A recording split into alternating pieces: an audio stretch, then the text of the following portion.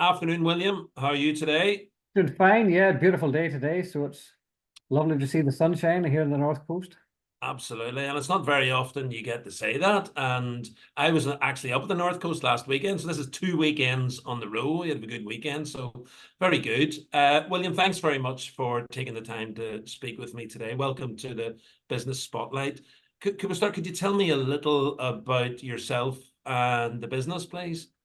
Yeah, so I'm a veterinary surgeon. I qualified as a vet just around 30 years ago. 30 years ago this year. I come from a farming background, so initially I worked in as a veterinary surgeon in practice, and the company I now work for were my supplier. Then I left practice. I went to work with a multinational pharmaceutical company, and then I was basically a supplier to the company I now work for. And then they approached me 7 years ago to come and manage the business on a day-to-day basis. So I joined Veterinary Surgeon Supply Company in September 2017, initially as general manager, and then I was promoted to managing director a couple of years after that, and I look after the day-to-day running of the business. They're at Lisburn. We're based in Lisburn. We supply veterinary medicines to the vets in Northern Ireland and also to some agriculture merchants. A little bit of business also to Southern Ireland for vets who can't source product in Southern Ireland. They come to us when they can't find it in their own market. So you joined the business in 2017. How long has the business been going for? The business was formed in 1956. Veterinary surgeons in Northern Ireland saw the need to have their own wholesaler, and they set it up as there's 150, 160 shareholders. We are owned by the veterinary surgeons in Northern Ireland. To be a shareholder, you need to be a vet living in Northern Ireland and practicing in Northern Ireland. You can buy shares if you're a customer of the company. Excellent. Well, firstly, congratulations. The longevity of the business is superb, and it's not very often that I get to speak to somebody with a business older than me, which is which is even better. Tell me what made you transfer across from veterinary practice to working as the MD in the VSSCO? Um, I suppose I'm going to answer your question by going back a stage. I grew up on a farm. My dad was a farmer, and I probably grew up wanting to be a farmer. I suppose then my mum and dad advised me to get some education. If I wanted to farm, I could farm as well. So I chose to do veterinary medicine. So really, I enjoyed being a vet, but I wasn't one of these people that was born and wanted to be a vet from they were knee high. I chose it as a career. I enjoyed it. I still enjoy it. I do a little bit on an ad hoc basis on my dad's farm still, but I suppose I left practice simply to broaden the horizons. I mean, when I worked in a couple of practices, one in Belfast and one in North Antrim. An opportunity arose where I was approached to join a pharmaceutical company, and I would say that opportunity broadened my horizons. I used to see veterinary through the eyes of one practice. I then was able to see veterinary initially at a whole Northern Ireland level, but also I then had the privilege of working for a company where I looked at it at a UK basis and at a European basis and at a global basis. And I suppose I learned an awful lot about business in my time within Pfizer. I have to say that they were a good employer. They looked after me and they taught me a lot and looked after me well. And are there any business leaders that have maybe shaped you or have influenced you along the way? I suppose probably I would say as a child growing up, I had an uncle. My uncle was Graham Davis. He started a business in Newton Stewart. It was General Trading Services, and you still see General Trading Services lorries on the road today. And I suppose I was impressed that he had built a diversified business that was thriving even in the height of the Troubles. But the thing that really impressed me was he had a thriving business, but he also had a care for his customers. The story is told that he went to visit a farmer in County Tyrone. The farmer owed him money, and he was out collecting debt, but the farmer was in financial difficulty. And before he left the farm, he actually offered to give the farmer money to help him through his troubles rather than collecting the debt. So there was a care and a compassion for the customer, as well as that drive in business, and he diversified from being an agriculture merchant to manufacture or blending fertilizer. And his son came into the business, and they now have a fleet of lorries that operate across the UK. So I suppose it's that drive in business, but also that care both for your worker and for your customer that impressed me. I suppose another person that I think impressed me over the years would be David Dobbin. David Dobbin is currently chairman of Firmus Energy, but I came across him when he was the chief executive of Dale Farm. So Dale Farm, obviously the largest milk processor in Northern Ireland, again, a shareholder-owned organisation, and I, at this stage, would have been dealing with lots of farmers in Northern Ireland, dairy farmers in Northern Ireland, and these dairy farmers were shareholders in Dale Farm. So at that particular stage, Dale Farm wasn't paying the best price for milk. There were some other smaller cooperatives paying more money for milk, but they were paying too much money for milk.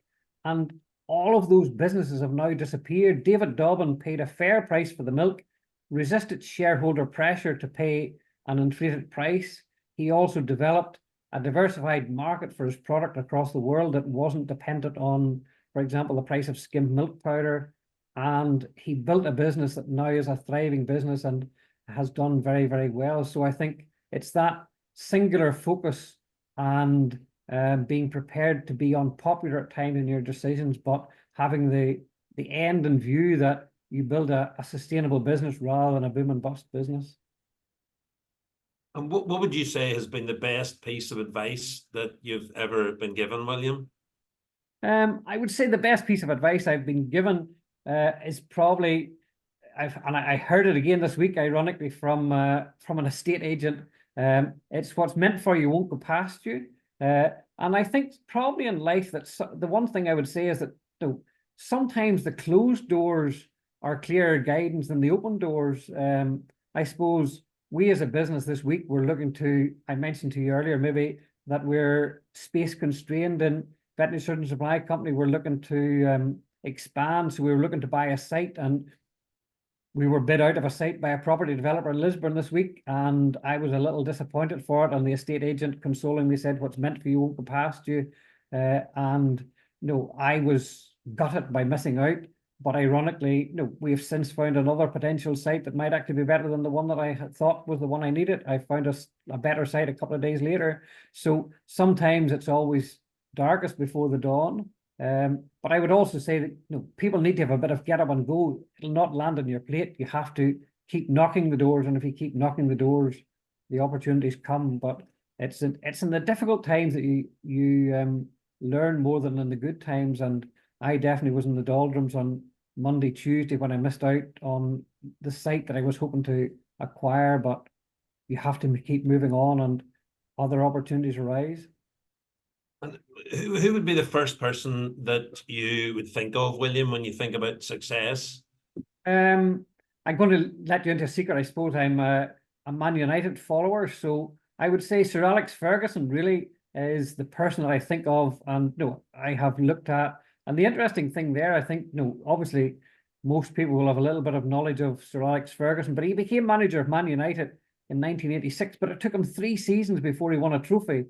And it took time to build a team, but he built a team, and he commanded respect of that team, and he fostered an exceptional team spirit that had a never say die attitude. Even in the 90th minute, if they were losing, they still often found a way to either draw or win games. And the other thing I think that I respected in him was that no one player was bigger than the club or the team. So that, I would say, Alex Ferguson was and is someone that I respect as a leader. Nah, it's a great example, and please accept my commiserations for the current set of circumstances. You've been remarkably upbeat. I'm a Liverpool fan as well, so I'm resisting all urges to go. I'm like, Fergie's a great example of all the things that you said. One of my favorite Alex Ferguson quotes was, "We never lost a game, we just ran out of time." I love that one. Yeah, and I have to say I do. I obviously have no real time for Liverpool, but I had huge respect for Jurgen Klopp too. I think he was a phenomenal manager. It's interesting how sort of tribal rivalries. Whenever you recognize greatness, it's yeah. It crosses the tribal rivalry. Very good, very good. Okay, so look, tell me what would you say are your top 3 qualities that you bring to the role?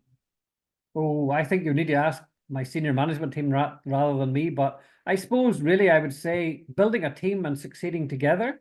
The other thing I think is crucial is forward planning, having that forward planning. And then the other thing I would say is, helping your team to achieve their goals. And the key thing is we have employed senior managers within our business, but you can't micromanage people. They need to have the scope and the space to get on with the job.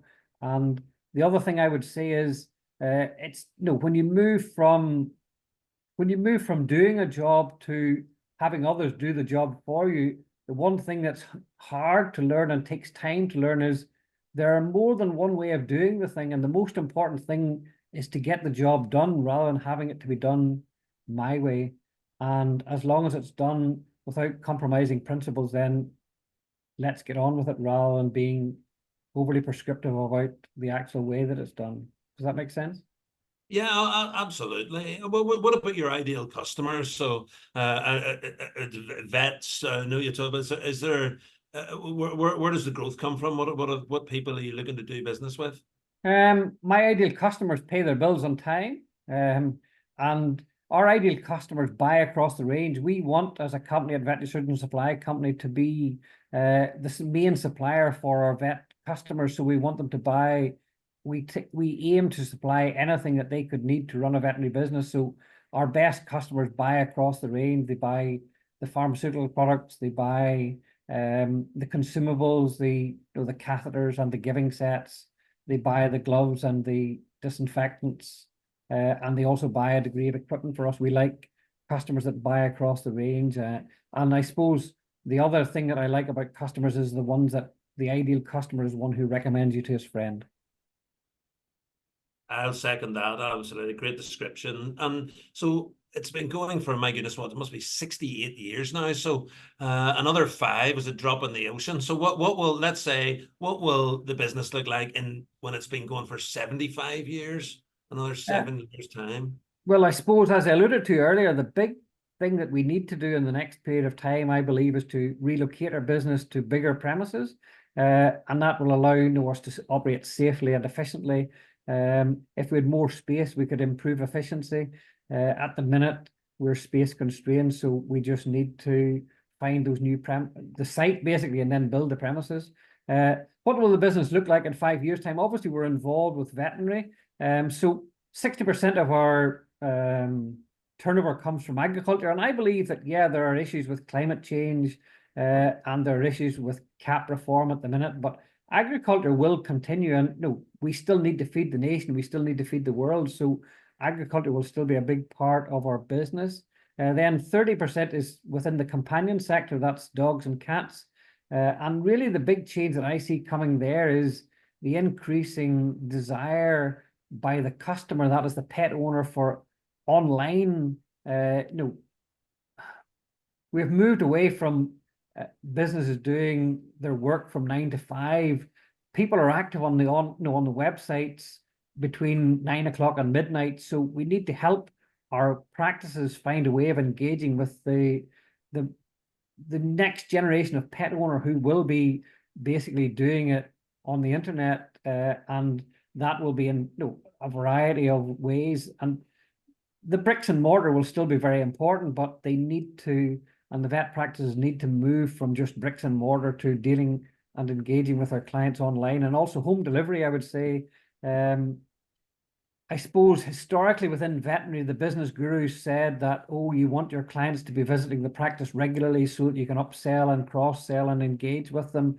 But if you take the typical pet owner is maybe someone in their 30s or 40s, probably with a family of young kids, do they want to be going monthly to pick up the pet food, to pick up the flea and wormer, or to pick up the routine, the regular prescription for the dog that's on arthritis medication? I don't think so. They want to be having that delivered to their home. And it's not all about price on the internet. It's about convenience and value, and avoiding having to spend 15, 20 minutes driving to the vet, 5 or 10 minutes standing in the vet waiting for it, and then another 10 minutes coming home. The most precious thing in most people's lives is time, and we need to help people maximize the use of their time, and that, I think, is to a degree home delivery and online will play a part in that. And William, are there any books that you've read or podcasts that you've listened to that you'd like to share?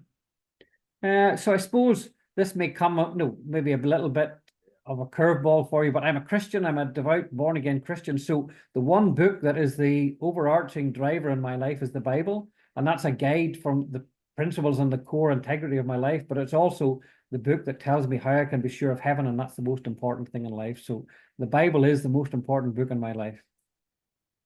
And what would you say is the biggest challenge that you're currently facing in your business? I suppose I've already alluded to the space issue. So space is an issue, and we're looking to address that by relocating to newer premises and bigger premises in the next 4 or 5 years. Staff has been a challenge. Getting staff has been a challenge. The labour market has been tight in the last few years. So getting staff, we have managed to get staff, and we have very good staff and long-serving staff. We've had staff that have worked for the company for up to 50 years. We had one member of staff left, and the only job she ever had was for Veterinary Surgeon Supply Company for 50 years, and many staff are there for 20 and 30 years. But staff has been a challenge. The other thing I would say is supply. Supply of medicines, whether that's manufacturing issues or whether that will be the ongoing issues with veterinary medicines. I'm not sure whether you have heard in the news about Brexit and the grace period ending, and that will have an impact on the supply of veterinary medicine into Northern Ireland. So that's the ongoing challenge that we're facing at the minute, is working with the suppliers to see how we manage to supply the market after the 1st of January 2026. And if somebody would like to reach out and get in touch, either with yourself, William, or with the business, what would be the best way for them to go about that? So we are a veterinary surgeon supply company based in Lisburn. And I think probably the best way of reaching out is just via the landline. We want to speak to people in person.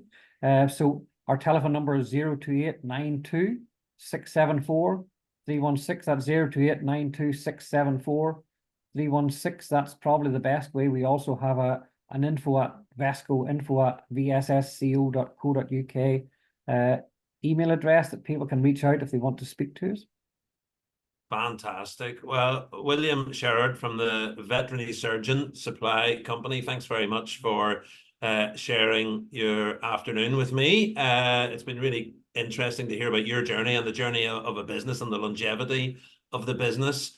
It's an international break weekend, so relax. You can enjoy it without Manchester United causing you any angst. So that's a bonus for that's a bonus. That's a bonus for you. But I wish you personally, you and your family, and you and the business, every success for the remainder of 2024 and beyond. William, thanks very much indeed. Thank you very much. Thank you, Peter, and thanks for the privilege of meeting you today.